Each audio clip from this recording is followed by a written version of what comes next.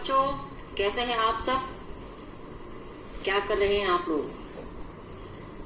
ये मैंने इसलिए पूछा क्योंकि आज मैं आपसे बहुत सारी बातें करने वाली हूँ।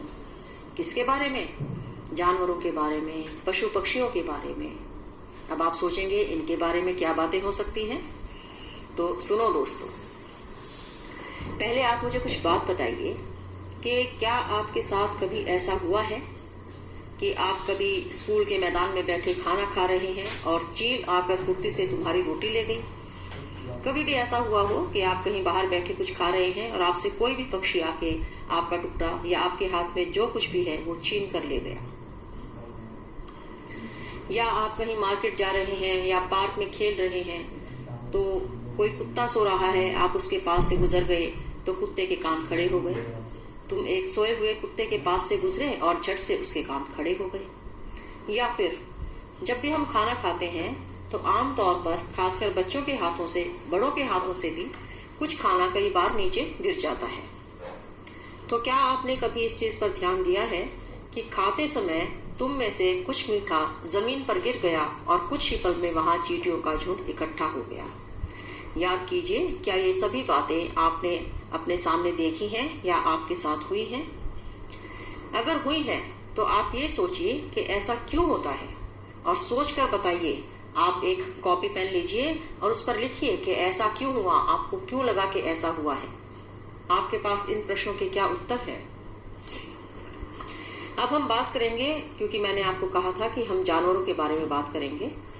तो जैसे इंसान देख सकते हैं, सुन सकते हैं और फील कर सकते हैं, महसूस कर सकते हैं, उसी तरीके से जानवर भी ये सब काम कर सकते हैं।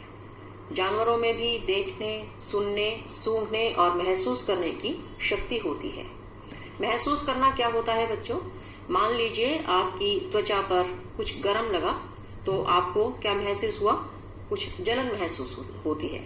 या आपके हाथ पे या पैर पे या कहीं भी शरीर पर कहीं कुछ कांटा चुभ गया तो आपको दर्द महसूस होता है।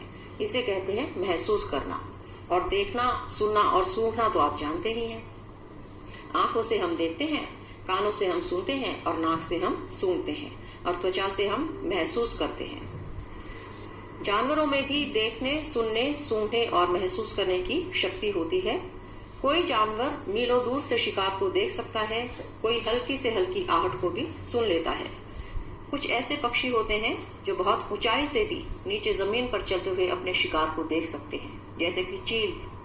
बहुत सारे जानवर भी ऐसे होते हैं जो बहुत दूर से अपने शिकार को महसूस कर सकते हैं, या उनकी सुगंध से, खुशबू से वो महसूस कर सकते हैं कि इतनी दूरी पर उनका शिकार है। या फिर किसी की आहट को सुनकर भी वो ये पता लगा लेते हैं कि कितनी दूरी पर उनका शिकार है। कोई जानवर मीलों दूर से शिकार को देख सकता है, कोई हल्की से हल्की आहट को भी सुन लेता है। कोई जानवर अपने साथी को सूंघ कर ढूंढ लेता है ना? जानवरों की भी अजब दुनिया। आपने कई बार देखा होगा कुत्तों को, अगर आपने कभी उनकी बातों पे ध्यान दिया है तो कुत्ते ज्यादातर जब भी पेशाब करते हैं तो वो खंबे की तरफ या किसी गाड़ी के पहिए पर वो करते हैं। और फिर आप देखिए कि जब वो एक कुत्ता पेशाब करके चला जाता है तो दूसरा कुत्ता उसे सूंघता है, वहां पे आकर सूंघता है। ऐसा क्यों करता है? इसके बारे में हम बाद में बात करेंगे, लेकिन पहले एक और हम उदाहरण यहाँ पर लेते हैं। कैसे पहचाना साथी को? एक चींटी अपने रास्ते चली जा रही थी। अचानक अपने सामने दूसरी टोली की चींटियों को देखकर वह झट से अपने बिल की तरफ वापस दौड़ी आई। बिल के बाहर पहरा दे रही चींटी ने उसे पहचान लिया और बिल में घुसने दिया। कभी आप बाहर जाते हैं तो कच्चे रास्ते पर आप देखते होंगे कि चींटियां एक कतार में चलती चली जाती हैं। और कई बार ऐसा होता है कि चींटियां आमने सामने से आती हैं और चींटी एक दूसरे से मिलकर जाती हैं। आप कभी गौर कीजिएगा, जब चींटी आमने सामने से आ रही होती है तो चींटी एक दूसरे से मिलती हैं और उनके मुंह में खाने का कोई दाना जरूर होता है। मिलने से पहले जब किसी के मुंह में खाने का कोई दाना हो तो चींटी एक दूसरे से मिलकर जाती है। इस चींटी को, अब आप ये बात सोचिए कि इस चींटी को कैसे पता लगा कि सामने वाली चींटियां दूसरी टोले की हैं? पहरेदार चींटी ने इस चींटी को कैसे पहचाना? अभी हमने जो आपको बात बताई उसमें ये कहा गया है कि चींटी अपने रास्ते पर चली जा रही थी। अचानक सामने से दूसरी टोली की चींटियों को देखकर वह झट से अपने बिल की तरफ वापस दौड़ी आई और बिल के बाहर पहरा दे रही चींटी ने उसे पहचान लिया और बिल में घुसने दिया। तो अब यहाँ पे प्रश्न ये है कि उस चींटी ने दूसरी चींटी को कैसे पहचाना कि ये किसी दूसरी टोली की चींटी है?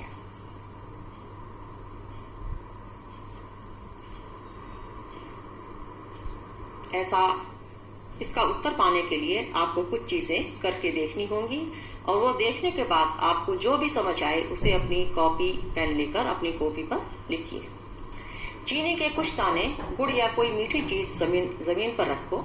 अब इंतजार करो चींटियों के आने का। अब देखो चींटी कितनी देर में आई, ये सब आपने देखना है कि चीनी नीचे गिरने के बाद चींटियां कितनी देर में उस पर आ जाती हैं।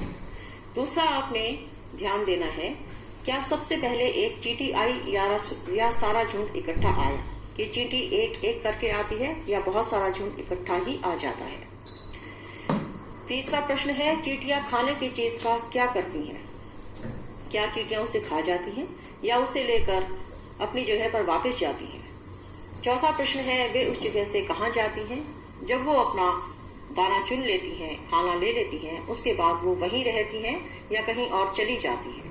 और अगला प्रश्न है, क्या वे एक दूसरे के पीछे कतार में चलती हैं? तो इन सभी प्रश्नों के उत्तर जानने के लिए आपको ये अनुभव खुद करना होगा कि आप कुछ खाने का सामान जमीन पर डालकर देखिए, मीठा सामान, चींटियां उस पर किस प्रकार से आती हैं, ये सब चीजें आपने ध्यान से देखनी है। अब ध्यान से बिना किसी चींटी को नुकसान पहुंचाए उस कतार के बीच में पेंसिल से कुछ देर चींटियों का रास्ता रोको। अगर आपको ये सब जानना है कि ऐसा किस प्रकार होता है, क्या ये एक कतार में सीधी चलती हैं और क्यों चलती हैं, तो आप देखिए कि चींटी को मारिए मत, उसको अपने पैर से कुचलिए मत, बस एक लंबी पेंसिल या कोई लंबा लकड़ी का टुकड़ा लेके उसको चींटियों के रास्ते के बीच में जरा सा रख दीजिए ताकि चींटियों का रास्ता रुक जाए। और उसके बाद भी आप ध्यान करिए कि ये चींटियां क्या अभी भी सीधी कतार में चल रही हैं या किस प्रकार वो अपनी चाल बदल लेती हैं। चाल बदलने का मतलब है अपना रास्ता बदल लेती हैं। ये सब आप देखिए और देखिए अब चींटियां कैसे चलती हैं। बहुत साल पहले एक वैज्ञानिक ने इसी तरह के कई प्रयोग किए थे। वे इस नतीजे पर पहुंचे कि चींटियां चलते समय जमीन पर कुछ ऐसा छोड़ती हैं जिसे सूंघकर पीछे आने वाली चींटियों को रास्ता मिल जाता है। अच्छा, क्योंकि चींटियां अब बहुत दूर तक तो नहीं देख पाती होंगी शायद, तो वो कैसे चलती हैं एक कतार में? वो इसी प्रकार चलती हैं कि वो पहली चींटियों की, जो चींटियां वहां से गुजरी हैं, उनकी सुगंध से उनको सूंघकर उसका पीछा करते हुए चलती हैं, एक कतार में चलती हैं। क्या आप बता सकते हो, जब तुमने पेंसिल से चींटियों का रास्ता रोका तब उनके ऐसे व्यवहार का क्या कारण था? कुछ नर कीड़े मकोड़े अपनी मादा कीड़े की गंध से उसकी पहचान कर लेते हैं। कीड़े मकोड़ों में भी नर भी होते हैं और मादा भी होती हैं। तो नर कीड़े मकोड़े मादा की गंध से उसकी पहचान कर सकते हैं।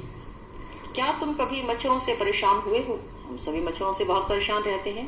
जब भी गर्मियां आती हैं तो मच्छर भी साथ ही आते हैं। दरवाजा खुला छोड़ दो, मच्छर सीधा अंदर आ जाएंगे। तो मच्छर से तो सभी परेशान रहते हैं। तो मच्छरों को कैसे पता चलता है कि आप यहाँ बैठे हैं या हम लोग यहाँ बैठे हैं, तो यहाँ आकर इन्हें परेशान किया जाए, इन्हें काटा जाए? तो इसका उत्तर ढूंढिए बच्चों। क्या तुम कभी मच्छरों से परेशान हुए हो? सोचो, उन्हें कैसे पता चलता होगा कि तुम कहाँ हो? मच्छर तुम्हारे शरीर की गंध, खासकर पैरों के तलवों की और तुम्हारे शरीर की गर्मी से तुम्हें ढूंढ लेता है। ये सभी कीड़े मकोड़े या मच्छर ये शरीर की गंध के द्वारा पता लगाते हैं। जिसके पास जाना होता है वहां पर उसकी गंध से उसका पता लगा लेते हैं। जैसे कीड़ियां भी गंध से कतार में चलती हैं, वैसे ही मच्छर भी शरीर की गंध से, खासकर पैरों के तलवों की और तुम्हारे शरीर की गर्मी से तुम्हें ढूंढ लेता है। अभी यहाँ पर एक उदाहरण दिया है बच्चों कि मैं रेशम का कीड़ा हूँ, मैं अपनी मादा को उसकी गंध से कई किलोमीटर दूर से ही पहचान लेता हूँ। अब आप देखेंगे, आपने शायद देखा नहीं होगा, लेकिन आप इंटरनेट पर जाकर ये देख सकते हैं कि रेशम का कीड़ा कितना छोटा सा होता है, और इतना छोटा सा होने के बाद भी रेशम का कीड़ा कई किलोमीटर दूर से सिर्फ गंध से मादा को पहचान सकता है। तो आप ये देखिए इनकी घ्राण शक्ति कितनी ज्यादा मजबूत है, कितनी ज्यादा विकसित है। क्या तुमने कभी किसी कुत्ते को इधर उधर कुछ सूंघते हुए देखा है? सोचो कुत्ता क्या सूंघता होगा। ऐसा आप पार्क में जाएं या कहीं घर से बाहर जाएं या मार्केट जाएं तो आमतौर पर हमें कुत्ते कहीं बैठे हुए या घूमते फिरते दिखाई दे जाते हैं। तो कई बार हम ये भी देखते हैं कि कुत्ते सूंघ रहे होते हैं, सिर नीचा करके वो सूंघते हुए चले जाते हैं। सड़कों पर कुत्तों को भी अपनी जगह बटी होती है। एक कुत्ता दूसरे कुत्ते के मल मूत्र की गंध से जान लेता है कि उसके इलाके में बाहर का कुत्ता आया था। कुत्ते आमतौर पर जिस भी जगह पर रहते हैं वहां वो अपने मल मूत्र के द्वारा अपनी पहचान रखते हैं। एक जगह पर कुछ ही कुत्ते रहते हैं। जब भी कोई दूसरी गली का कुत्ता या दूसरी जगह का कुत्ता उनके पास आएगा, वो या तो उससे लड़ते हैं या उसके ऊपर भौंकते हैं और उसको अपने जगह से भगा देते हैं। ऐसा क्यों होता है? क्योंकि कुत्तों की भी अपनी जगह बटी होती है और एक कुत्ता दूसरे कुत्ते के मल मूत्र की गंध से जान लेता है कि उसके इलाके में बाहर का कुत्ता आया था। हम कुत्तों के सूंघने की शक्ति का इस्तेमाल कहाँ कहाँ करते हैं, ये आपको अपनी कॉपी पे लिखना है। आपने बच्चों, जब आप फिल्में देखते हैं तो फिल्मों में आपने बहुत बार देखा होगा कि हमारे पुलिस या हमारी सेना या ये फोर्सेस जो हैं ये कुत्तों का इस्तेमाल करती हैं सूंघने के लिए। ज्यादातर आपने देखा होगा फिल्मों में कि पुलिस कुत्ते को लेकर चोर का पता लगाने के लिए जाती है। जब भी किसी चोरी का पता लगाना होता है तो कुत्तों को लेकर वहां पे मौजूद रहती है पुलिस और देखती है, कुत्ते के द्वारा पता लगाती है कि चोर कहाँ कहाँ तक गया है और चोरी करने के बाद कहाँ से निकला है। तो कुत्तों के सूंघने की शक्ति का इस्तेमाल इस प्रकार किया जाता है। इसी तरह हमारी सेना भी कुत्तों का इस्तेमाल करती है कुछ भी चीजों का पता लगाने के लिए जो छुपी हुई हैं, जो इंसान नहीं सूंघ सकते, लेकिन कुत्ते उसे बहुत अच्छी तरह से सूंघ सकते हैं और पता लगा सकते हैं कि कहाँ पर क्या छिपा है। तो कुत्तों का इस्तेमाल बहुत महत्वपूर्ण है हमारी पुलिस और सेना में। किन किन मौकों पर तुम्हारी सूंघने की शक्ति तुम्हारे काम आती है? सूची बनाओ। उदाहरण के लिए खाने की गंध से उसके खराब होने का पता चलना, किसी चीज के जलने का पता लगना। आप कई बार देखेंगे कि टिफिन में मम्मी जब आपके लिए खाना डाल के देती है तो हमेशा तो नहीं, लेकिन कई बार एक आध बार ऐसा हो सकता है कि खाने में जो सुगंध, जो खुशबू होनी चाहिए उस वैसी ना होकर उससे थोड़ी अलग से खुशबू या गंध आती है। तो आपको अगर गंध से नहीं पता लगता तो खाने से पता लग जाता है कि ये खाना खराब हो चुका है, या कहीं बाहर किसी ने कूड़ा जला दिया या टायर जला दिए या और कोई चीज जल रही है, प्लास्टिक जल रहा है, तार जल रही है, तो उसके जलने की गंध से हमें पता चल जाता है कि बाहर कोई चीज जल रही है। तो ऐसा हमें कैसे पता लगता है? ऐसा हमें केवल गंध के कारण, हमारी सूंघने की शक्ति के कारण पता लगता है कि कहीं पर कुछ जल रहा है। तो अब आपको ये बातें अपनी कॉपी पे नोट करनी है कि हम कुत्तों के सूंघने की शक्ति का इस्तेमाल कहाँ कहाँ करते हैं, और दूसरा किन किन मौकों पर तुम्हारी सूंघने की शक्ति तुम्हारे काम आती है। सूची बनाओ। आपने इसकी एक सूची बनानी है। उदाहरण के लिए खाने की गंध से उसके खराब होने का पता लगना, किसी चीज के जलने का पता चलना। तीसरा है, तुम बिना देखे किन जानवरों को उनकी गंध से पहचान सकते हो, उनके नाम लिखो। अगर आपके घर में कुछ पालतू जानवर हैं, जैसे कि गाय है, भैंस है, कुत्ता है, बिल्ली है, तो क्या आप अपने जानवरों को बिना देखे उनकी गंध से पहचान सकते हैं? या जिन लोगों के घर में पालतू जानवर नहीं है वो जानवरों की गंध को पहचान सकते हैं कि ये किस जानवर की गंध है? अगर ये सब आपको जानना है तो इसके लिए आपको उनकी गंध को पहचानना होगा। किन्हीं 5 ऐसी चीजों के नाम लिखो जिनकी गंध तुम्हें अच्छी लगती है, और किन्हीं 5 ऐसी चीजों के नाम भी लिखो जिनकी गंध तुम्हें अच्छी नहीं लगती। यहाँ भी आपने एक सूची बनानी है, जिसमें एक तालिका में आपने 2 भाग करने हैं। एक भाग में आपने लिखना है इनकी गंध अच्छी लगती है। उन चीज़ों के नाम आपने लिखने हैं जिनकी खुशबू आपको बहुत अच्छी लगती है।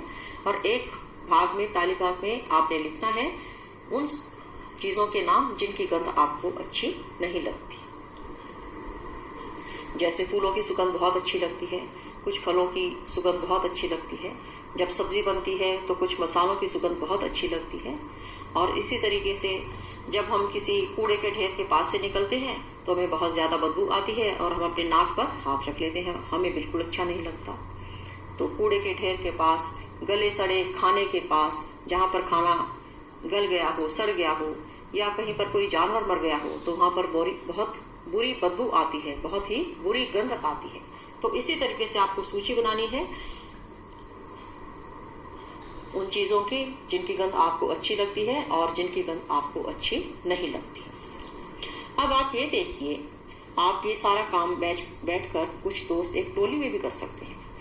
अब आप अपने दोस्तों से आपस में चर्चा कीजिए कि क्या उनके उत्तर आपके उत्तर से मेल खाते हैं, यानी कि क्या तुम्हारे सभी साथियों के उत्तर एक से हैं। क्योंकि अब इसमें प्रश्न जिस प्रकार से है कि कुत्ते को उसकी गंध से पहचानना है, इसमें पहले प्रश्न किया गया है कि क्या आप गंध से पहचान सकते हैं कि कौन सा जानवर है। तो कुत्ते की गंध, बिल्ली की गंध, गाय की गंध, भैंस की गंध, इन सभी की गंध एक जैसी मिलेगी। मतलब सभी जानवरों की, सभी गायों की, भैंसों की गंध एक जैसी होगी। हो सकता है थोड़ा बहुत फर्क हो, लेकिन दूसरे जानवरों से मेल नहीं खाएगी। तो ज्यादातर हो सकता है कि आपके उत्तर, कुछ प्रश्नों के उत्तर एक जैसे हों। और उसी टोली में बैठकर आप सभी दोस्त चर्चा कर सकते हैं कि क्या तुम्हें अपने घर के लोगों के कपड़ों से गंध आती है, किसके। ठीक है, ऐसा तो हम अपने घरों में देखते हैं कि माँ के कपड़ों से और तरीके की गंध आती है, क्योंकि माँ सारा दिन रसोई में काम करती है तो माँ के पास से मसालों की गंध आती है। और अगर पापा कहीं काम करने जाते हैं तो जिस जगह पे काम करने जाते हैं उनके कपड़ों में वैसी गंध होती है। तो हर इंसान की भी गंध अलग अलग होती है। आप स्कूल में जाते हैं, आपका स्कूल या आपकी कक्षा जिस जगह पर है वहाँ पर जिस तरह की खुशबू होगी, पेड़ पौधे होंगे या जिस तरीके के जानवर वहाँ पे घूमते होंगे, उसके हिसाब से आप में से भी वैसी ही गंध आ सकती है। या फिर किसी को बहुत ज़्यादा पसीना आता है तो उसके कपड़ों में पसीने की बहुत ज़्यादा गंध आ सकती है। तो इसी तरीके से आप अपने घर के लोगों के कपड़ों से जब गंध देखेंगे तो अलग अलग सबसे गंध आएगी। तो आपको चर्चा करनी है आपस में दोस्तों में, क्या तुम्हें अपने घर के लोगों के कपड़ों से गंध आती है, किसके। हो सकता है किसी के कपड़ों से गंध ना भी आती हो और बहुत कम लोगों के कपड़ों से गंध आती हो कभी। और दूसरी चर्चा आपने करनी है, कभी किसी भीड़ से भरी जगह जैसे मेले में, बस में, ट्रेन आदि में तुम्हें गंध का एहसास हुआ है, बताओ कैसा लगा। जब भी आप किसी भीड़ वाली जगह पर जाते हैं, जैसे मान लीजिए आप किसी मेले में चले गए, जैसे दशहरे का मेला है या किसी मंदिर में कोई मेला लगा है, वहां पर बहुत सारे लोग हैं, या फिर एक बस है जिसमें बहुत बहुत ज्यादा भीड़ है और उसमें आप चढ़ गए हैं, या ट्रेन में, तो आपको क्या कोई गंध आती है, तो वो गंध आपको कैसे लगती है, इसके बारे में चर्चा कीजिए। क्योंकि जब बहुत सारे लोग इकट्ठे होंगे तो उनके शरीर की गंध सबकी अलग अलग होगी, पसीनों की गंध होगी, सांसों की गंध होगी। तो जब भी हम भीड़ में जाते हैं तो हमें गंध अवश्य आती है। आप बहुत छोटे बच्चे हैं, लेकिन आप इस बारे में अपने घर में बड़ों से पूछ सकते हैं। आपके बड़े भाई या बहन जो भी जिम जाते हैं, आजकल कसरत करने के लिए लोग जिम जाते हैं, तो आप उनसे पूछ सकते हैं कि जब वो जिम जाते हैं तो वहाँ पे बहुत लोग कसरत कर रहे होते हैं, तो क्या वहाँ पे गंध आती है, आती है तो कैसी आती है। लेकिन गंध आती है तो इसके बारे में हम जानते हैं कि ऐसा क्यों है। अब इसके लिए उदाहरण आपके पुस्तक में दिया गया है। आज रजनी को जरूरी काम से कहीं जाना पड़ा। अपने 6 महीने के बेटे दीपक को वह अपनी बहन सुशीला के पास छोड़ गई। सुशीला की अपनी बेटी भी इतनी ही छोटी थी। अब कई बार ऐसा होता है कि माँओं को कहीं जरूरी काम से कहीं जाना पड़ जाए और छोटा बच्चा उसके पास हो और बच्चे को साथ ना ले जाना चाहती हो या ऐसी जगह जाना ना ले जा सकती हो, तो कहीं ना कहीं हम बच्चों को घर छोड़ के जाते हैं, किसी के पास छोड़ के जाते हैं। तो इसी तरीके से रजनी भी अपने 6 महीने के बेटे को अपनी बहन सुशीला के पास छोड़ गई। सुशीला की अपनी बेटी भी इतनी छोटी है। अब सुशीला के पास भी 6 महीने की ही बेटी थी। मजे की बात यह हुई कि दोनों बच्चों ने एक साथ पॉटी कर दी। अब छोटे बच्चे हैं तो उनको टाइम का तो पता नहीं होता कि किस समय पॉटी करनी है, तो वो पॉटी आई और उन्होंने पॉटी कर दी। अपनी बेटी की पॉटी धोने के बाद जब वह दीपक की पॉटी साफ करने लगी तो फटाफट अपने मुंह नाक को दुपट्टे से ढक लिया। अब आप इसमें ये देखिए कि सुशीला ने अपनी बेटी की पॉटी साफ की, तब उसने मुंह नहीं ढका, लेकिन जैसे ही अपनी बहन के बेटे की पॉटी साफ की तो उसने मुंह ढक लिया। ऐसा क्यों है? क्योंकि उस गंध की सुशीला को आदत पड़ गई है। अपनी बेटी की पॉटी साफ करने की सुशीला को आदत पड़ गई है, उस गंध की आदत पड़ गई है। लेकिन रजनी के बेटे की पॉटी की गंध की आदत उसको नहीं थी, इसलिए उसे उसमें से बदबू आई और उसने अपना मुंह और नाक दुपट्टे से ढक लिया। ऐसा आप खुद भी सोच सकते हैं कि जब आप खुद पॉटी करके आते हैं तो आप अपना नाक और मुंह नहीं ढकते, लेकिन जैसे ही आप उस बाथरूम में जाते हैं जहां से कोई दूसरा पॉटी करके निकला हो तो आप फौरन अपने नाक पर कपड़ा रख लेते हैं या आप हाथ से अपने नाक और मुंह को ढक लेते हैं, क्योंकि आपको उस गंध की आदत नहीं है। अब आप इस बारे में चर्चा कीजिए और ध्यान दीजिए, सोचिए। सुशीला ने अपनी बेटी की पॉटी साफ करते समय तो मुंह नहीं ढका, लेकिन दीपक की पॉटी साफ करते समय उसने मुंह ढक लिया। ऐसा क्यों? अब आप सोचिए। मैंने आपको थोड़ा सा इस बारे में उदाहरण देकर बताया है। जब तुम कूड़े के ढेर के पास से गुजरते हो, वहां की गंध तुम्हें कैसी लगती है? उस बच्चे के बारे में सोचो जो दिन में कई घंटे इसी कचरे के ढेर में से चीजें बीनता है।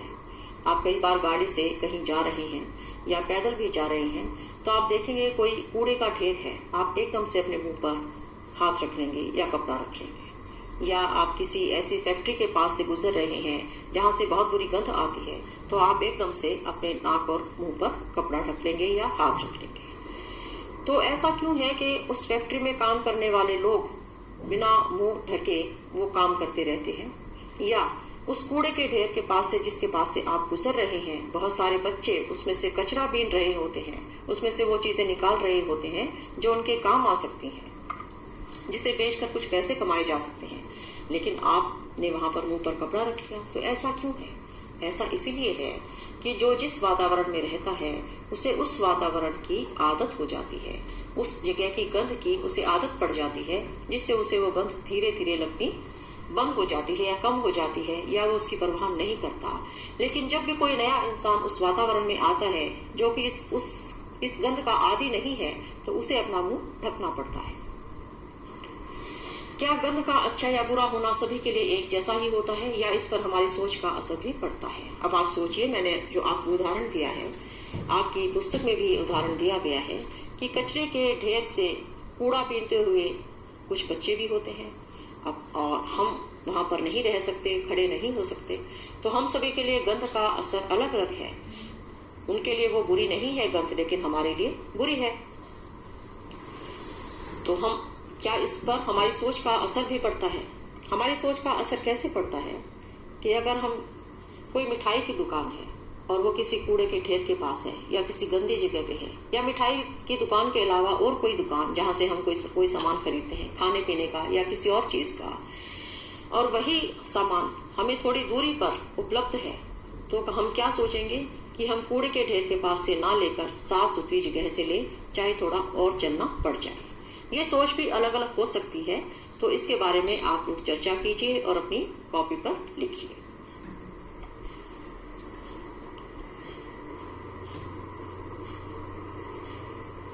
अब है कैसे दिखाओ। ये क्या है, देखते हैं इसके बारे में क्या लिखा है। किसी ऐसे पक्षी का नाम लिखो जिसकी आंखें सामने की तरफ होती हैं। आपने ऐसा कौन सा पक्षी देखा है जिसकी आंखें सामने की तरफ होती हैं? ऐसे कुछ पक्षियों के नाम लिखो जिनकी आंखें सिर के दोनों तरफ होती हैं। इन पक्षियों की आंखों का आकार उनके सिर की तुलना में कैसा होता है? अब आप कुछ पक्षी देखेंगे, जैसे कौवा है, कौवा की दोनों आंखें सामने की तरफ होंगी, या जिनकी आंखें थोड़ी बड़ी हैं उनकी आंखें सामने की तरफ होंगी। लेकिन कुछ पक्षी ऐसे होते हैं जिनकी छोटी छोटी आंखें होती हैं और सिर के दोनों तरफ होती हैं। ज्यादातर पक्षियों की आंखें उनके सिर के दोनों तरफ होती हैं। पक्षी एक ही समय में दो अलग अलग चीजों पर नजर डाल लेते हैं।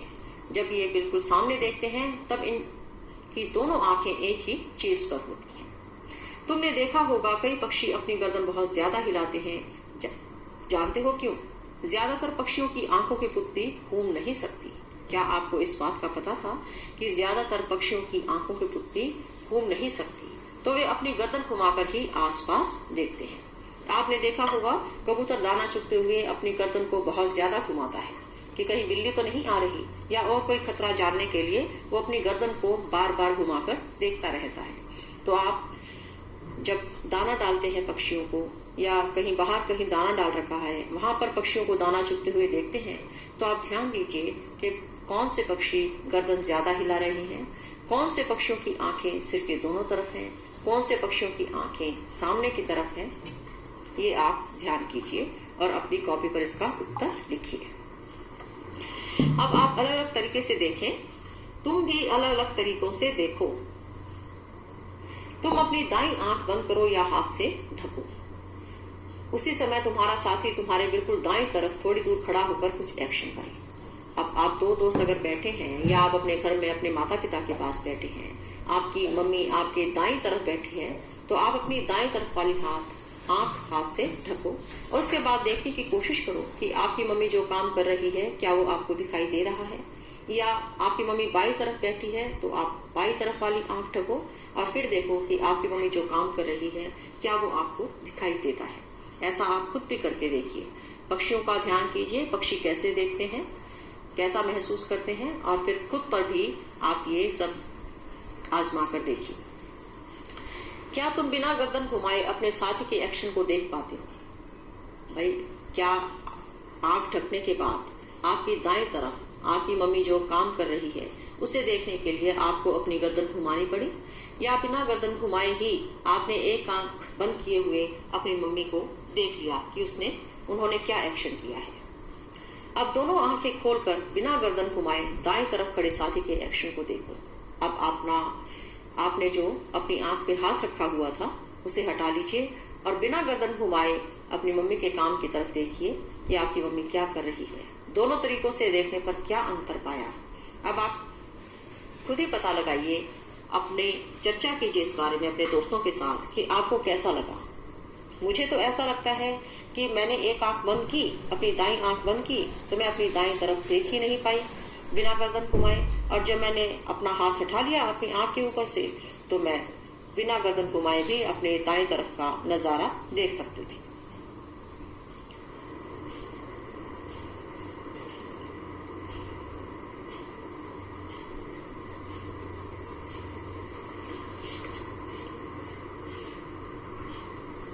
अभी हमने थोड़ी देर पहले पक्षियों की बात की थी कि पक्षियों की पुतलियां, कुछ पक्षियों की पुतलियां घूमती नहीं हैं, उनकी आंखें सिर के दोनों तरफ होती हैं तो वो दोनों तरफ देख सकते हैं।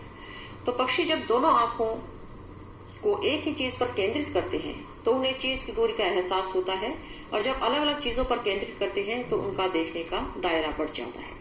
इसका क्या मतलब है कि जब पक्षी एक ही चीज की तरफ देख रहा होता है तो उसका ध्यान उस पर केंद्रित होता है। उस ध्यान के केंद्रित होने के कारण से पक्षी को पता लगता है कि इस चीज से उसकी दूरी कितनी है, वो कितनी दूरी पर इस चीज से बैठा हुआ है। लेकिन जब पक्षी अलग अलग चीजों की तरफ देखता है दोनों तरफ, तो उसके देखने का दायरा बढ़ता है। इसका क्या मतलब है कि वो दाएं भी देख सकता है और बाएं भी देख सकता है। लेकिन जब वो सामने देखता है तो उस पर ध्यान केंद्रित करता है तो वो सिर्फ उसी चीज की तरफ ही देख रहा होता है। तो पक्षियों के सिर पर उनकी आंखों की स्थिति का अवलोकन करने से बच्चों को यह बात समझने में आसानी होगी। आप खुद ये बात देखिए, पक्षियों की हरकतें देखिए और ध्यान दीजिए कि वो किस प्रकार से देखते हैं। अब गेंद या छोटा सिक्का उछाल कर पकड़ने का खेल खेलो। ये आपके लिए है बच्चों, ये आपको खुद करके देखना है। एक गेंद ले लीजिए या एक छोटा सिक्का ले लीजिए। हम बहुत बार खेलते हैं तो खेलने से पहले सिक्का उछालते हैं। आप ध्यान देंगे, याद करने की कोशिश कीजिए कि जब क्रिकेटर क्रिकेट खेलते हैं तो बारी लेने से पहले वो सिक्का उछाल कर ये तय करते हैं कि कौन सी टीम पहले खेलेगी। तो इसी तरीके से आप एक गेंद या छोटा सिक्का उछालिए और उसको पकड़ने की कोशिश कीजिए। पकड़ना कैसे है? एक बार आपने दोनों आंखें खोलकर पकड़ना है और एक बार एक आंख बंद करके पकड़ना है। अब आप गेंद उछालिए और अपनी दोनों आंखें खोलकर गेंद को पकड़ने की कोशिश कीजिए। आप देखिए क्या वो गेंद आपने आराम से लपक ली है, आसानी से लपक ली है। और अब एक काम कीजिए कि आप एक आंख बंद कर लीजिए और उसके बाद गेंद उछालिए और उसे पकड़ने की कोशिश कीजिए। अब आप देखिए क्या आपने उतनी ही आसानी से गेंद पकड़ ली जितनी आपने दोनों आंखें खोलकर पकड़ी थी। तो बताइए किस स्थिति में उसे पकड़ना आसान लगा। मुझे तो आसान लगा जब मेरी दोनों आंखें खुली थी, और आप इसे करके देखिए, फिर आपको समझ आएगा कि दोनों आंखें खुलने में आसानी है या एक आंख खुली होकर पकड़ने में आसानी है। सोचो अगर पक्षियों की तरह तुम्हारी आंखें तुम्हारे कान की जगह होती तो कैसा होता। तुम ऐसे क्या क्या काम कर पाते जो अभी नहीं कर पाते हो। तो जैसे पक्षी अलग अलग दिशा में देख सकते हैं, दोनों तरफ का देख सकते हैं, अगर हमारी आंखें हमारे कान की जगह होती तो हम भी दोनों तरफ का देख पाते, लेकिन एक सामने अपने सामने नहीं देख पाते, क्योंकि हमारे कान हमारे सिर के एक तरफ हैं और आंखें हमारे चेहरे पर सामने बनी हुई हैं।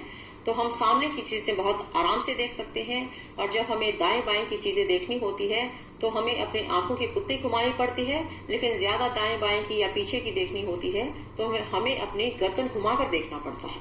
तो अगर हमारी आंखें हमारे कान की जगह होती तो हम भी अपने दाएं बाएं की चीजें ज्यादा आसानी से दोनों तरफ की चीजें एक साथ देख पाते हैं। चील, बाज और गिद्ध जैसे पक्षी हमसे 4 गुना ज्यादा दूर से देख पाते हैं। जो चीज हमें 2 मीटर की दूरी से दिखाई पड़ती है, वही चीज ये पक्षी 8 मीटर की दूरी से देख लेते हैं। अब देखिए कहाँ पर 2 मीटर और कहाँ 8 मीटर। और पक्षी हमसे कितना छोटा होता है, लेकिन वो कितनी ऊंचाई पर उड़ता है, उतनी ऊंचाई से भी वो अपने शिकार को या उस चीज को देख लेता है जो उसे चाहिए होती है। क्या तुम सोच सकते हो जमीन पर पड़ी हुई एक रोटी किसी चील को कितनी दूर से दिखाई दे जाती होगी।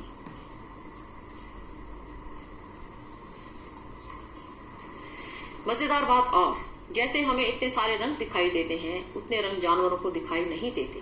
देखो इन जानवरों को ये चित्र कैसे दिखाई देंगे। अभी आपके सामने चित्र दिखाए गए हैं, इसमें फूलों को दिखाया गया है, अलग अलग रंग के फूलों को।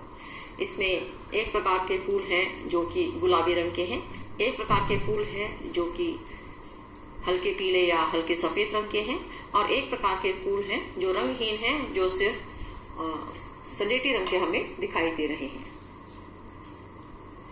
क्योंकि ये बिना रंग का दिखाया गया है। आमतौर पर माना जाता है कि दिन में जागने वाले जानवर कुछ रंग देख पाते हैं, रात में जागने वाले जानवर हर चीज को सफेद और काली ही देखते हैं। अब आप ये देखिए कि 4 तस्वीरें आपके सामने दिखाई गई हैं। पहले जो लाल रंग की तस्वीर है उसमें नीचे इंसान को दिखाया गया है, इंसान को देखते हुए, तो इंसान को वो रंगीन दिखाई दे रही है। पक्षी को दिखाया गया है, पक्षी को भी वो रंगीन दिखाई दे रही है। कुत्ते को दिखाया गया है, कुत्ते को वो थोड़ी सफेद दिखाई दे रही है। लेकिन पीछे एक और चूहे जैसे जानवर को दिखाया गया है, तो उसे वो बिना रंग के ही दिखाई दे रही है, थोड़ी काली। आमतौर पर माना जाता है कि दिन में जागने वाले जानवर कुछ रंग देख पाते हैं, रात में जागने वाले जानवर हर चीज को सफेद और काली ही देखते हैं। जो जानवर दिन में जागते हैं, जैसे कि गाय भैंस हमारे पालतू पशु हैं या पक्षी हैं जो हमारे आसपास रहते हैं, जो दिन में उड़ते रहते हैं, यानी कि उनको दिन में दिखाई देता है तभी वो दिन में उड़ते हैं, तो वो जानकर उन जानवरों में क्षमता होती है कि वो रंगों को देख पाते हैं। लेकिन जो जानवर सिर्फ रात में देख पाते हैं, जैसे कि चमगादड़ है, उन्हें हर चीज सफेद और काली ही दिखाई देती है। कितने तेज हैं कान। तुमने कक्षा 4 में पढ़ा था, हमें पक्षियों के कान दिखाई नहीं देते, उनके बाहरी कान छोटे छोटे छेद जैसे होते हैं जो उनके पंखों से ढके रहते हैं। ऐसा आपने अपनी पिछली कक्षा में पढ़ा है कि कुछ पक्षियों के कान नहीं दिखाई देते और उनके बाहरी कान छोटे छोटे छेद जैसे होते हैं, तो उनके पंखों से ढके रहते हैं। तो आपने अब इस बारे में लिखना है, 10 ऐसे जानवर के नाम लिखिए जिनके कान दिखते हैं। तो ये तो बहुत आसान है बच्चों। हमारे आसपास कितने जानवर हैं, हम उनके नाम लिख सकते हैं, जैसे घोड़ा है, गधा है, गाय है, भैंस है, कुत्ता है, बिल्ली है, इन सभी के कान हम देख सकते हैं। तो ऐसे 10 जानवरों के नाम आप अपनी कॉपी पर लिखिए, और कुछ ऐसे जानवरों के नाम लिखो जिनके बाहरी कान हमारे बाहरी कानों से बड़े होते हैं। अब जैसे हाथी के कान भी बड़े होते हैं, कुछ कुत्तों के कान भी बहुत बड़े होते हैं, गधे के कान भी बड़े होते हैं, आप देखेंगे, लेकिन घोड़े के कान शायद इतने बड़े नहीं होते। तो आप अपने आसपास के जानवरों को देखिए, ध्यान कीजिए कि कौन से जानवर के कान बड़े हैं और कौन से जानवर के कान उसके आकार के अनुसार है। तुम्हें क्या लगता है, क्या जानवरों के कान के आकार और उनके सुनने की शक्ति में कुछ संबंध होता है? क्या आपको ऐसा लगता है कि अगर बहुत बड़े कान हैं तो बहुत ज्यादा सुनाई देता होगा और बहुत छोटे कान हैं तो बहुत कम सुनाई देता होगा? या जैसे पक्षियों के कान ही नहीं होते, पंखों के नीचे ढके रहते हैं, तो उन्हें सुनाई ही नहीं देता होगा? तो इस बारे में इसका उत्तर जानने के लिए आपको करके देखना है। स्कूल में कोई शांत जगह ढूंढो, वहां एक बच्चा बाकी बच्चों से थोड़ी दूर पर खड़ा होकर धीरे से कुछ बोले, बाकी बच्चे उसे ध्यान से सुने। अब आप स्कूल में या घर पे अपने दोस्तों के साथ खेलते हुए एक ऐसी जगह जाइए जहां शोर नहीं है। वहां पर आपकी टोली में से एक बच्चा निकल के बाकी बच्चों से दूर होकर खड़ा हो जाए और धीरे से कुछ बोले। ठीक है, आप ऐसा करके देखिए। बाकी बच्चे उसे ध्यान से सुने। जो एक बच्चे ने दूर खड़ा होकर धीरे से बोला है, उसे सुनने की कोशिश कीजिए। वही बच्चा फिर से उतनी ही धीरे बोले। इस बार बाकी बच्चे अपने कानों के पीछे हाथ रखकर सुने। जैसे हम कई बार आवाज साफ नहीं सुनाई देती तो हम क्या करते हैं, अपने कान के पीछे की तरफ हाथ रख के सुनने की कोशिश करते हैं। वो हाथ किस लिए रखा जाता है कि आवाज को उसी दिशा में आए, एक ही दिशा में चल के हमारे कानों तक सीधी पहुंचे। किस बार आवाज ज्यादा साफ सुनाई दी, अपने साथियों से भी पता कीजिए। एक बार तो आपने अपने साथी की आवाज सुनने की कोशिश की बिना कान के पीछे हाथ रखे जब वो धीरे बोल रहा है, और एक बार आपने अपने साथी की आवाज सुनने की कोशिश की कान के पीछे हाथ रखे। तो आप इसमें क्या अंतर सुनाई दिया? क्या आपको लगा कि कान के पीछे हाथ रखने से आपको आवाज ज्यादा सुनाई दी, साफ सुनाई दी? तुम अपने कानों पर हाथ रखकर कुछ बोलो, अपनी ही आवाज सुनाई देती है। आप एक काम कीजिए, अपने कानों पर अपने हाथ रख लीजिए, दोनों हाथ रख लीजिए, और क्या आपको कोई आवाज सुनाई देती है? ऐसा तो आप बहुत आसानी से कर सकते हैं। आप अपने दोनों कान बंद कीजिए और देखिए क्या उसमें से कोई सीटी जैसी आवाज या कोई और आवाज आपको सुनाई दे रही है, और इसे अपनी कॉपी पर नोट कीजिए। एक बार डेस्क को बजाओ। हम जब क्लासरूम में बैठे हैं, अपने कक्षा में बैठे हैं, तो जिस डेस्क बेंच पर हम बैठे हैं तो सामने वाले डेस्क को बजाना हमारी आदत होती है कि हमारे पास जब कुछ काम नहीं होता तो हम डेस्क ही बजाने लगते हैं। तो अपने डेस्क को बजा के देखिए कैसी आवाज आती है। अब आप चित्र में देखिए, बच्चे को कान लगाकर डेस्क पर कान लगाकर लेटे हुए दिखाया गया है। तो ऐसे ही आप करने की कोशिश कीजिए, जैसा कि चित्र में दिखाया गया है वैसे ही डेस्क पर कान लगाइए। एक बार फिर अपने हाथ से डेस्क को बजाइए, कैसी आवाज आती है, क्या दोनों आवाजों में कुछ अंतर है? एक बार तो आपने डेस्क बजाया, आपने सीधे बैठकर उसकी आवाज सुनी, और एक बार आपने डेस्क बजाया लेकिन कान को डेस्क पर लगाए हुए, तो आपको इन आवाजों में क्या फर्क सुनाई दिया? ये भी आपने अपनी कॉपी पर नोट करना है। आवाजें अलग अलग, सभी की आवाजें अलग अलग होती हैं बच्चों। इंसान की भी आवाजें अलग होती हैं।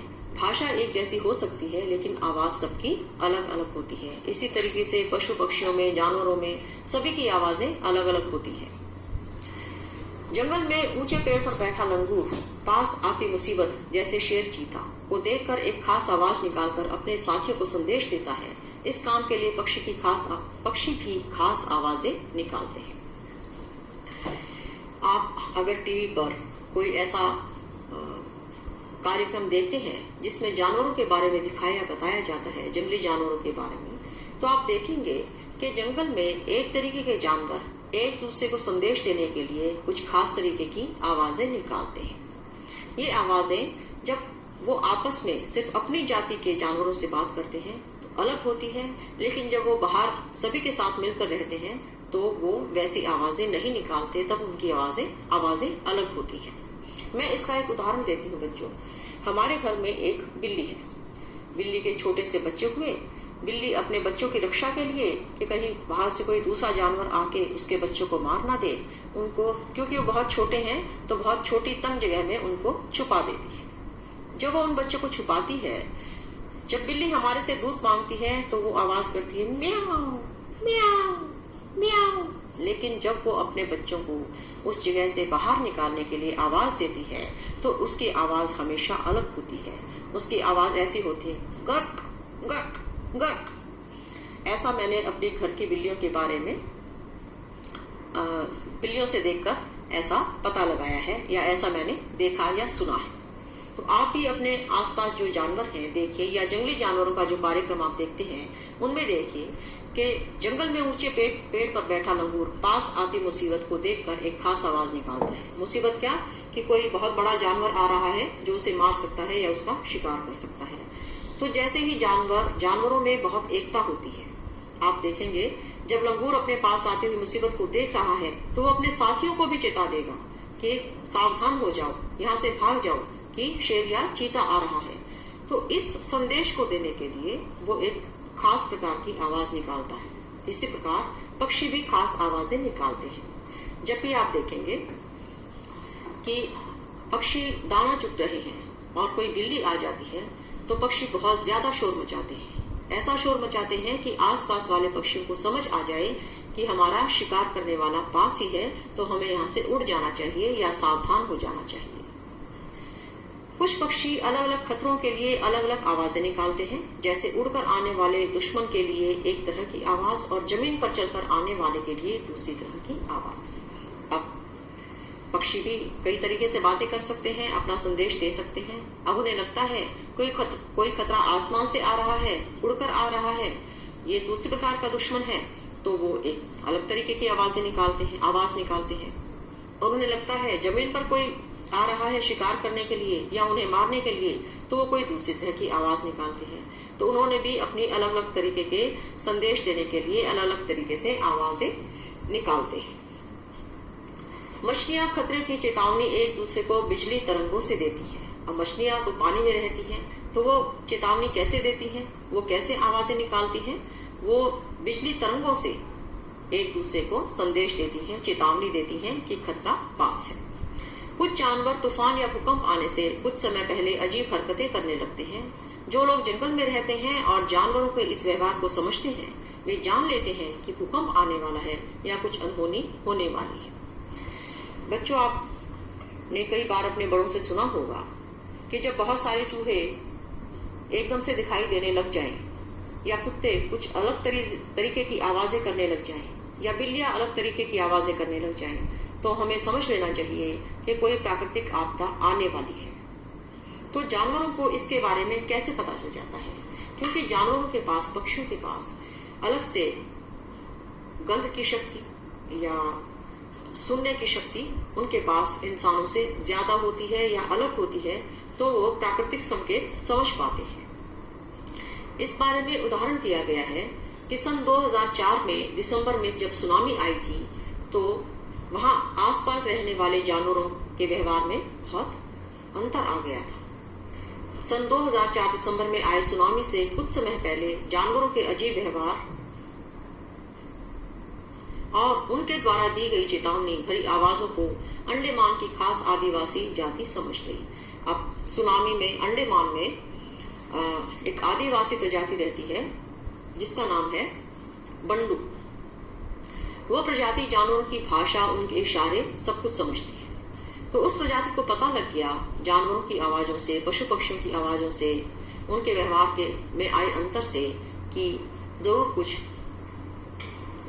प्राकृतिक आपदा आने वाली है। उन्होंने वह इलाका खाली कर दिया। अब उन्हें पता था यहाँ खतरा है यहाँ रहने में, तो वो जगह खाली करके कहीं और चले गए। इस प्रकार इस जाति के लोग सुनामी के कहर से अपनी जान बचा पाए, जबकि साधारण इंसानों को, हमारे जैसे इंसानों को जिनको प्राकृतिक व्यवहार के बारे में कम मालूम था, वो लोग सुनामी की चपेट में आ गए और बहुत लोग अपनी जानें गंवा बैठे। डॉल्फिन भी अलग अलग तरह की आवाजें निकालती है और एक दूसरे से बात करती है। वैज्ञानिकों का यह मानना है कि कई जानवरों की अपनी पूरी भाषा है।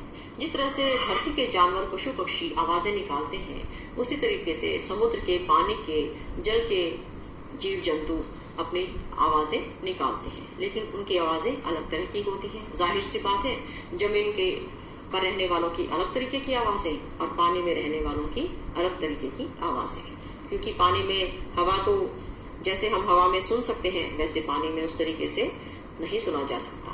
तो उसके लिए अलग तरीके की आवाज़ें होती हैं जो कि अलग तरह से निकालनी पड़ती है। जैसे कि बताया गया कि मछली जो है बिजली तरंगों से एक दूसरे को संदेश देती है। डॉल्फिन भी अलग अलग तरह की आवाज़ें निकालती है और एक दूसरे से बात करती है। वैज्ञानिकों का यह मानना है कि कई जानवरों की अपनी पूरी भाषा है। जिन पे वैज्ञानिकों ने इस पर शोध किया है, जानवरों पर, पशु पक्षियों पर या जल के जीव जंतुओं पर, तो उन्होंने पाया है कि कई जानवरों की अपनी पूरी भाषा है। तो बच्चों, ये पाठ आपने पढ़ा, इस पाठ को पढ़कर हमने आपको बीच में जो भी कुछ करने को बताया उसे आप करके देखें और उत्तर लिखें और चीज़ें समझें और उत्तर लिखें। अब आपने लिखना है, क्या तुम कुछ जानवरों की आवाज़ें समझ सकते हो? किस किस की? अब ये तो बहुत सिंपल है। कुत्ता जैसे भौंकता है, भाव भाव भाव भाव। बिल्ली आवाज़ निकालती म्याऊ म्याऊ। तो ये आवाज़ें तो हम आमतौर पर अपने घर के आसपास देखते हैं। तो आप किस किस जानवर की आवाज़ें समझ सकते हैं? अगर आप और भी जानवरों की आवाज़ें समझ सकते हैं तो उसे लिखिए अपनी कॉपी पर और ये भी बताइए कि किस किस जानवर की आवाज़ आप समझ सकते हैं और वो किस प्रकार की होती है। क्या कुछ जानवर तुम्हारी भाषा भी समझ सकते हैं? कौन कौन से? अब जैसे पालतू जानवर है, वो अपने मालिक की भाषा समझ लेता है कि उसका मालिक उसे क्या आदेश दे रहा है, उसका मालिक उसे क्या करने को कह रहा है। तो क्या आप कुछ ऐसे जानवरों के बारे में जानते हैं जो तुम्हारी भाषा भी समझ सकते हो? वो कौन कौन से जानवर हैं, उनके बारे में भी लिखिए। अब पाठ तो पढ़ लिया, अब हम एक मज़ेदार खेल खेलते हैं। ये मज़ेदार खेल क्या है बच्चों? जिस तरह पक्षी हर अलग बात के लिए अलग अलग आवाज़ें निकालते हैं, उसी तरह तुम भी अलग अलग बातों के लिए आवाज़ों की भाषा बनाओ। ध्यान रहे, बोलना नहीं है, केवल आवाज़ें निकालनी है और साथियों को अपनी बात समझानी है। किन बातों के लिए चेतावनी संदेश भेजना चाहोगे, जैसे कक्षा में टीचर के आ जाने पर? अब ये तो अपनी कक्षा में बहुत सारे बच्चे करते ही हैं कि कक्षा बहुत शोर मचाती है, बहुत शोर कर रही होती है, लेकिन जैसे ही टीचर के आने का पता लगता है किसी एक को भी, तो वो संदेश देता है या ताली बजा देता है या खांसी करता है या छींकता है या किसी और तरीके से वो कोई आवाज़ करके वो संदेश दे देता है। लेकिन वो ऐसा बोल कर नहीं बताता कि टीचर आ गया है। कितना सोए? बहुत से जानवर किसी खास मौसम में लंबी गहरी नींद में चले जाते हैं, लंबी भी इतनी कि कई महीनों तक फिर दिखाई ही नहीं देते। अब ये तुमने कैसे ध्यान दिया होगा कि क्या तुमने कभी ध्यान दिया है कि सर्दियों के दिनों में अचानक की छिपकलियां कहीं गुम हो जाती हैं? सोचो वे ऐसा क्यों करती होंगी। आपने देखा होगा, जैसे ही गर्मियां शुरू होंगी, छिपकलियां दीवार पे दिखाई देना शुरू हो जाएंगी और जैसे ही सर्दियां आएंगी, छिपकलियां एकदम से छुप जाएंगी और जब तक सर्दियों का मौसम रहेगा, 3 महीने 4 महीने, तब तक छिपकलियां दिखाई ही नहीं देगी। तो ऐसा क्यों होता है? ऐसा इसलिए होता है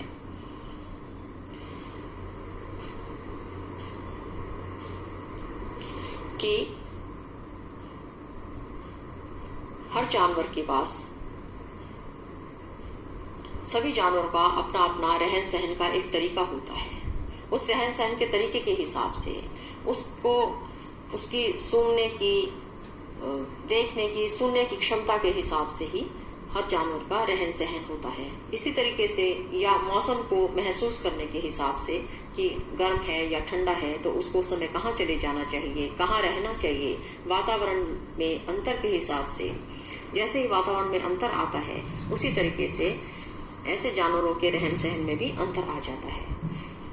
तो इसी प्रकार से छिपकलियां भी सर्दियों में छुप जाती हैं और गर्मियों में बाहर निकल आती हैं।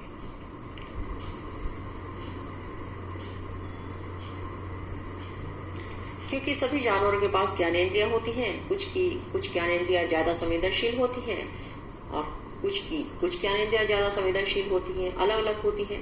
जैसे हम इंसानों की बात करें तो कई लोगों को कमरे में बिना देखे पता लग जाता है कि शायद कोई कमरे के अंदर है। इसे हम क्या कहते हैं? आपने फिल्में देखी होंगी तो इसे हम कहते हैं सिक्स्थ सेंस, यानी कि छठी इंद्री से उसे पता लग गया कि कमरे में कोई और था। इसी तरीके से जानवरों में भी संवेदनशील इंद्रियां होती हैं जिसके द्वारा वो पता लगा सकते हैं दूर बैठी किसी दूसरे जानवर के बारे में, पशु पक्षी के बारे में या खतरे के बारे में या खाने के बारे में। अब एक जानवर है स्लॉथ। ये स्लॉथ दिखता तो भालू जैसा है, लेकिन ये भालू नहीं होता। अब ये क्या स्लॉथ कैसा होता है? ये भालू जैसे दिखते हैं पर भालू नहीं है। ये दिन के करीब 17 घंटे पेड़ों से उल्टे सिर लटक कर मस्ती से सोते हैं। अब आप सोचिए कैसा जानवर है जो 17 घंटे तक पेड़ से उल्टा लटक कर, सिर को नीचे लटकाकर मस्ती में सोता रहता है। क्या हम थोड़ी देर भी सिर को नीचे करके पैर ऊपर करके सो सकते हैं? बिल्कुल भी नहीं। जैसे ही हमें नींद आएगी हम गिर जाएंगे। लेकिन कितनी मस्ती में सोते हैं। ये जिस पेड़ पर रहते हैं उसी के पत्ते खाकर पलते हैं, इसलिए इन्हें कहीं और जाने की जरूरत ही नहीं पड़ती। अब ये इतने आलसी क्यों हैं? क्योंकि इन्हें अपना खाना ढूंढने के लिए इधर उधर जाने की जरूरत नहीं पड़ती। इसलिए जिस पेड़ पर रहते हैं उसी के पत्ते इसका भोजन है, तो वहीं खाते हैं, वहीं सोते रहते हैं। जब वे अपने पेड़ के सारे पत्ते खा लेते हैं तभी वे पास के पेड़ पर जाते हैं, और जब इनका खाना खत्म हो जाता है यानी एक पेड़ के सारे पत्ते खा चुके होते हैं तभी ये दूसरे पेड़ पर जाते हैं। लगभग 40 वर्ष के अपने पूरे जीवन में ये मुश्किल से 8 पेड़ों पर घूमने की तकलीफ उठाते हैं। अब आप देखिए 8 पेड़ जो पास पास हैं, अपने 40 साल में ये सिर्फ उतनी ही जगह पे जाते हैं, उतने ही पेड़ों पर जाते हैं, क्योंकि इनका खाना इनके पास ही मौजूद होता है। ये सप्ताह में एक बार ही शौच करने के लिए पेड़ से नीचे उतरते हैं, और ये एक ही बार पॉटी करते हैं एक हफ्ते में, रोज पॉटी नहीं करते। अब आपके सामने 2 चित्र दिखाए गए हैं। इसमें से एक चित्र है स्लॉथ के बारे में और एक चित्र है छिपकली के बारे में। स्लॉथ के बारे में जो चित्र दिखाया गया है उसमें दिखाया गया है स्लॉथ के सोने और जागने की प्रक्रिया 24 घंटे की घड़ी में दिखानी हो तो वह ऐसी दिखेगी। आप देखेंगे कि 24 घंटे की घड़ी दिखाई गई है। इसमें स्लॉथ का जागना कितने घंटे हैं? सिर्फ 6 घंटे दिखाया गया है। 18 घंटे और फिर 24 घंटे, उसके बीच में सिर्फ 6 घंटे स्लॉथ का जागना है और 12 घंटे स्लॉथ का सोना दिखाया गया है।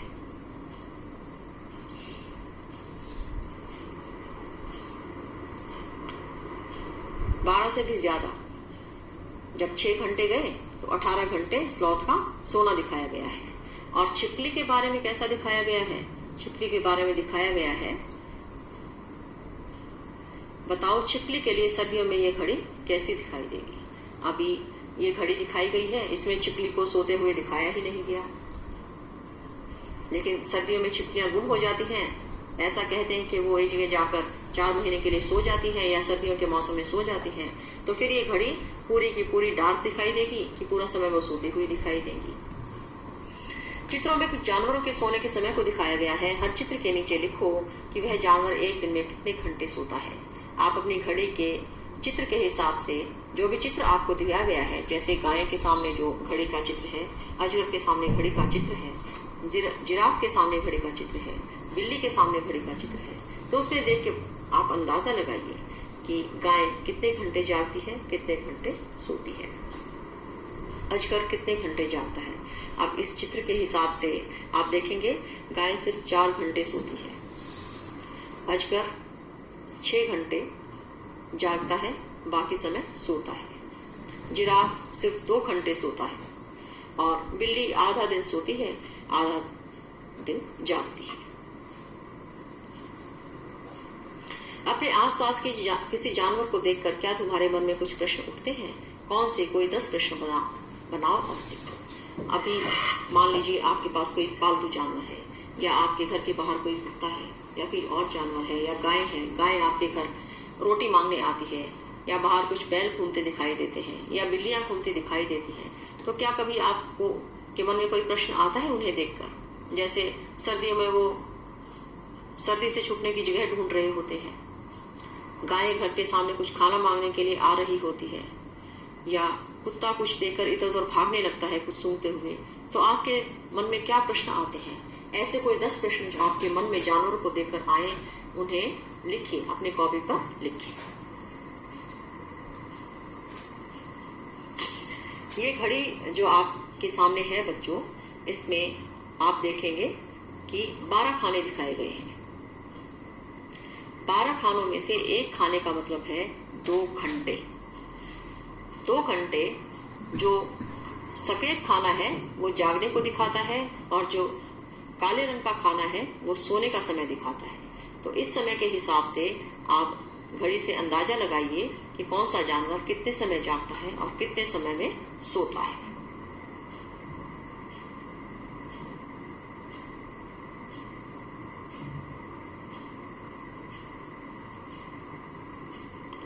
अब आते हैं हम बाघ के बारे में। जंगली जानवर बाघ, उसके बारे में चर्चा करते हैं, उसके बारे में बातें करते हैं। बाघ के बारे में ये बताया गया है कि बाघ अंधेरे में हमसे 6 गुना बेहतर देख सकता है। बाघ की मूंछें हवा में हुए कंपन को भाप लेती हैं और उससे शिकार की बिल्कुल सही स्थिति का पता चल जाता है।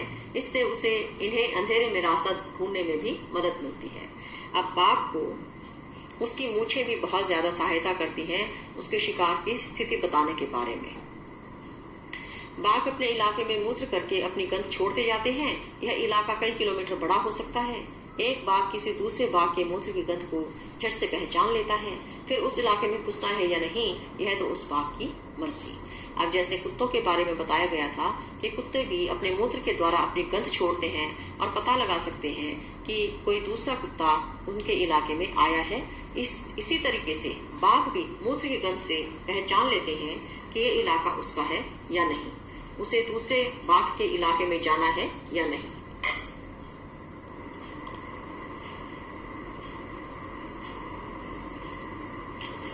बाघ मौके के अनुसार अपनी आवाज बदलता रहता है। गुस्से में अलग आवाज और बाघिन को बुलाना हो तो अलग आवाज। जैसे मैंने आपको बताया था कि बिल्ली जब दूध मांगती है तो अलग तरीके से आवाज करती है और जब अपने बच्चों से बात करती है तो अलग तरीके से आवाज निकालती है। इसी तरीके से बाघ भी जब गुस्सा होता है तो अलग तरीके की आवाज निकालता है, दहाड़ता है, और जब बाघिन को बुलाना होता है तो अलग तरीके से आवाज निकालता है। कभी कराना हो तो कभी गुर्राना। बाघ का गुर्राना 3 किलोमीटर दूर तक सुना जा सकता है। बाघ का गुर्राना बताइए बच्चों, 3 किलोमीटर दूर तक सुना जा सकता है। बाघ हवा से पत्तों के हिलने और शिकार के झाड़ियों में हिलने से हुई आवाज में अंतर को भांप लेता है। अब कई बार हम समझ नहीं पाते कि हवा की आवाज किस वजह से है, हवा में जो आवाज है वो किस वजह से है, पत्तों के हिलने की वजह से है या कोई झाड़ी में घुसा है उस वजह से है। लेकिन बाघ को पता चल जाता है कि हवा से पत्तों के हिलने और शिकार के झाड़ियों में हिलने से आवाज हुई आवाज में अंतर को भांप लेता है।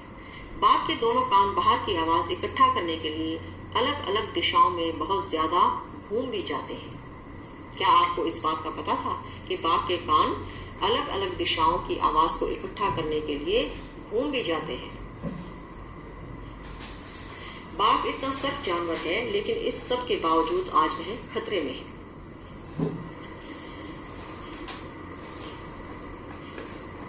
सोचो, जंगल के बाघ को किन चीजों से खतरा होगा? क्या हम भी जानवरों के लिए खतरा बन रहे हैं? कैसे? अब आप सोचते होंगे बाघ तो इतना शक्तिशाली है, उसको किस जानवर से खतरा हो सकता है? फिर आप सोचिए, जो पशु शक्तिशाली है, जो जानवर शक्तिशाली है, उनके लिए खतरा सिर्फ जानवर ही हो सकते हैं या कोई और चीजें भी उनके लिए खतरा हो सकती हैं? या इंसान के रहने के तौर तरीके, या इंसान जिस तरीके से अपने इस्तेमाल के लिए जंगलों को कटवाता जा रहा है, अपने रहने के लिए जंगलों को खत्म करता जा रहा है, क्या वो भी जानवरों के लिए खतरा है? तो ये सब चीजें आप देखिए, समझिए। क्या तुम जानते हो हाथी को उसके दांतों, गेंडे को सींग, शेर, मगरमच्छ और सांप को उनकी खाल के लिए मार दिया जाता है। कस्तूरी हिरण को थोड़ी सी खुशबू के लिए मारा जाता है।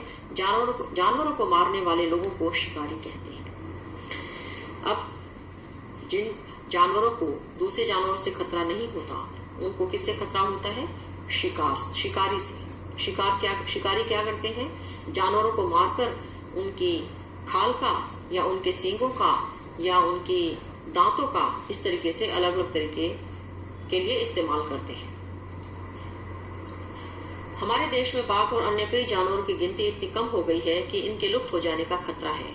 हमारे देश की सरकार इन्हें बचाने के लिए बहुत से जंगलों को सुरक्षा दे रही है, जैसे उत्तराखंड का जिम कॉर्बेट नेशनल पार्क और राजस्थान के भरतपुर जिले में खाना। इन जंगलों में जानवरों का शिकार मना है। यहाँ लोग जानवरों या जंगल को कोई नुकसान नहीं पहुंचा सकते। ये जितने भी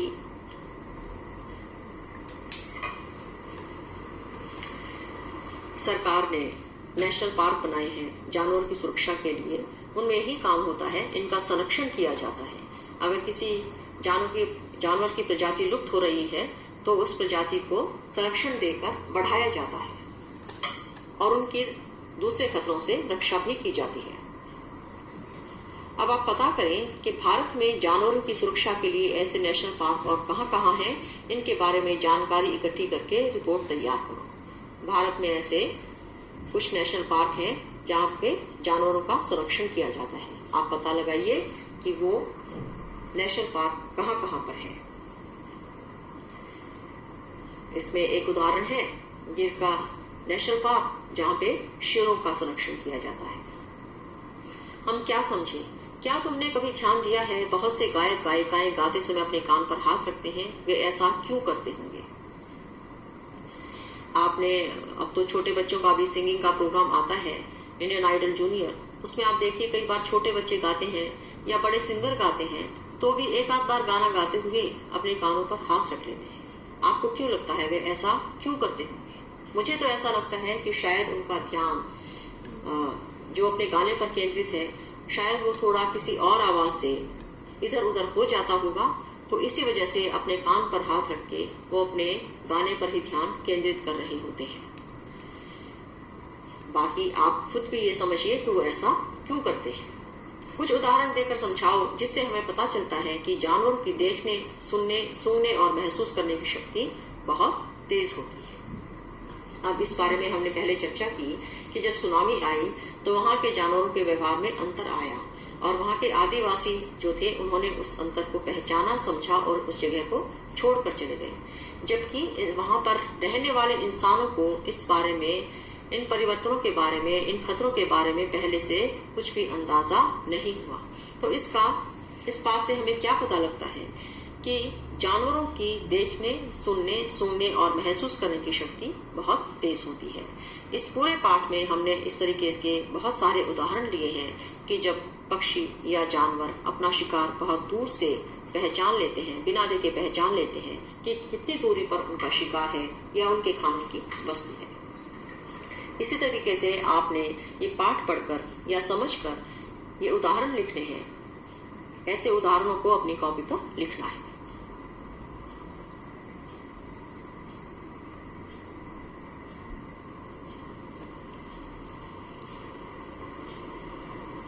अच्छा, कई बार बच्चों जैसे जानवरों से खतरा नहीं होता तो वातावरण से खतरा होता है। वातावरण से कैसा खतरा हो सकता है जानवरों को कि कई बार आग लग जाती है, कई बार वहाँ पे पानी की कमी हो जाती है, पानी खत्म हो जाता है, या जंगल नष्ट हो जाते हैं या सूख जाते हैं पेड़ पौधे। तो ये भी जानवरों की संख्या जंगलों में कम होने के कारण है कि उस जगह को छोड़कर जानवरों को वहां से जाना पड़ता है, क्योंकि वहां पर उनको अपना खाना और रहना मुश्किल दिखाई देने लगता है। अब इसमें आपको एक इन्होंने एक्टिविटी भी दी है जिसमें कागज से कुत्ता बनाना सिखाया गया है। तो इसमें लिखा है आओ बनाए कागज का कुत्ता। इसमें आपको एक पट्टी दिखाई गई है लंबी, और वो पट्टी है एक थोड़े मोटे कागज की, एक पेंसिल और एक कैंची। अब आप स्टेप बाय स्टेप देखिए, 1 नंबर, 2 नंबर, 3 नंबर, 4 नंबर में कैसे कुत्ता बनाना दिखाया गया है। इसमें कहा है कागज में से एक लंबी पट्टी काटो, पट्टी एक जैसी होनी चाहिए। इस पट्टी पर जैसा आपको सामने चित्र में दिखाया गया है एक तरफ, उसी तरीके से आपने एक लंबी कागज की, मोटे कागज की पट्टी काटनी है। उस पट्टी पर 1 से 6 तक निशान लगाइए। जैसे इस पट्टी में आपको दिखाया गया है 1 से लेकर 6 तक निशान लगाने हैं। पहला निशान थोड़ी कम दूरी पर है, दूसरा निशान उससे 2 गुना या 3 गुना ज्यादा दूरी पर है, तीसरा निशान फिर उसके पास है, चौथा निशान फिर ज्यादा दूरी पर है, पांचवा निशान थोड़ा कम दूरी पर है और छठा निशान फिर ज्यादा दूरी पर है। इस तरीके से आपने दूरी का ध्यान रखते हुए चित्र को देखकर पट्टी पर कट लगाने हैं, निशान लगाने हैं और निशानों पर कट लगाने हैं। अब एक और 2 नंबर के काटे हुए हिस्सों को आपस में फंसाओ। आपने जो निशान लगाया था उस पर कैंची से कट लगाया और उस कट को ध्यान में रखते हुए आपने 1 और 2 नंबर के काटे हुए हिस्सों को आपस में फंसाना है। इसी तरह 3 और 4 में और 5 को 6 में फंसाओ। अब आप ये जो आपके सामने चित्र दे रखे हैं 1 2 3 4, इसमें जिस तरीके से कागज को मोड़ना दिखाया गया है, जिस प्रकार से कट में डालना दिखाया गया है, उसी तरीके से आप डालने की कोशिश करें और कुत्ता बनाएं। चित्र 3 में कुत्ते के पैरों वाले हिस्से पर जो निशान दिख रहे हैं उन पर भी कट लगाओ। जब आप कट लगाएंगे तो कुत्ते के पैर दिखाई देने लगेंगे अलग से, जैसा कि चित्र 4 में हम देख रहे हैं कि कुत्ते के पैरों के निशान पर कट लगा दिया गया है, तो उसके 2 पैर दिखाई हम आराम से देख सकते हैं, आसानी से देख सकते हैं। सिर के ऊपर के कटे हुए हिस्से को मोड़कर कुत्ते के कान बनाओ। अब सिर के ऊपर का जो हिस्सा है उसे आप मोड़ दीजिए, जैसा कि चित्र 4 में दिखाया है, तो इससे कुत्ते के कान बन जाएंगे। अगर आपको ये काम करना बहुत अच्छा लग रहा है तो आप ऐसे ही कुछ एक्टिविटीज अपने घर में करते रहिए। तो बच्चों, आज हमने आपको जानवरों के बारे में, पशु पक्षियों के बारे में, उनके सुनने की शक्ति के बारे में, देखने की शक्ति के बारे में, महसूस करने की शक्ति के बारे में बताया। अलग अलग जानवरों के अलग अलग तरीके। अब आप इस पाठ के बारे में जो भी आपको समझ आया या जो भी आप देखना, सुनना और समझना चाहते हैं या जानना चाहते हैं, तो उसके लिए आप जानवरों के व्यवहार का निरीक्षण कीजिए और उसे अपनी कॉपी पर लिखिए। तो आज इतना भी आपको समझ आ गया तो बहुत अच्छा है, और दूसरे चैप्टर के लिए, दूसरे पाठ के लिए आपसे फिर मिलते हैं। Bye bye.